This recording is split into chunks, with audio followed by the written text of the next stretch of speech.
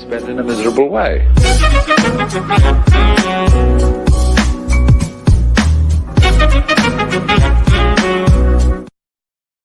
U.S. News: Trump set to return to Super Bowl stage with pregame CBS interview. Daily Mail Online will return for what has become a customary presidential address ahead of LIII on Sunday, after opting out last year. The president will sit down with ACT's news anchor Margaret Brennan in an interview to be taped on Friday.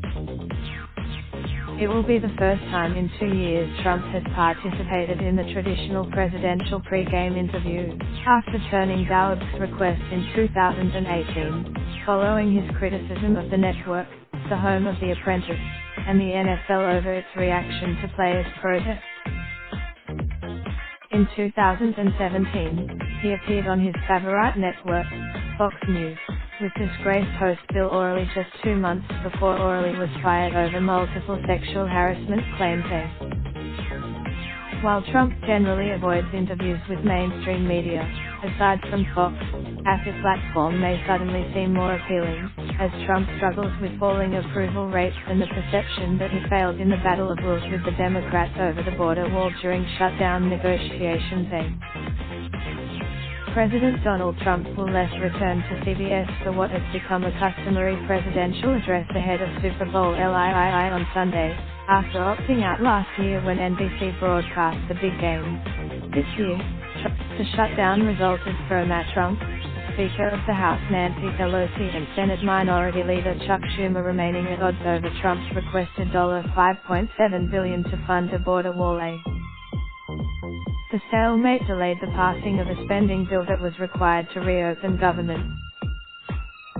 The controversy will likely come up in Trump's interview on Sunday, as the spending bill that has been passed will only keep things going through February the 15th. If another agreement, Trump's criticism of the NFL's kneeling protests are also likely to be raised at the pre-game interview. In an August tweet about the protests, spearheaded by former San Francisco 49ers quarterback Colin Kaepernick and his then teammate, Eric Reid, he argued players who chose to kneel during the national anthem in protest of police brutality and racial injustice should be suspended without pay. Be happy, be cool. A football game, most of that money goes to the players anyway. Find another way. In an August tweet about the protests, he argued players who chose to kneel during the national anthem in protest of police brutality and racial injustice should be suspended without pay. The NFL kneeling protest was spearheaded by former San Francisco 49ers quarterback Colin Kaepernick and his then teammate, Eric Reid, who now plays for the Carolina Panthers. Kaepernick kneeling. In 2017, Trump joined disgraced Fox News host Bill O'Reilly right before the big game, just 2 months before O'Reilly was fired over multiple sexual harassment claims.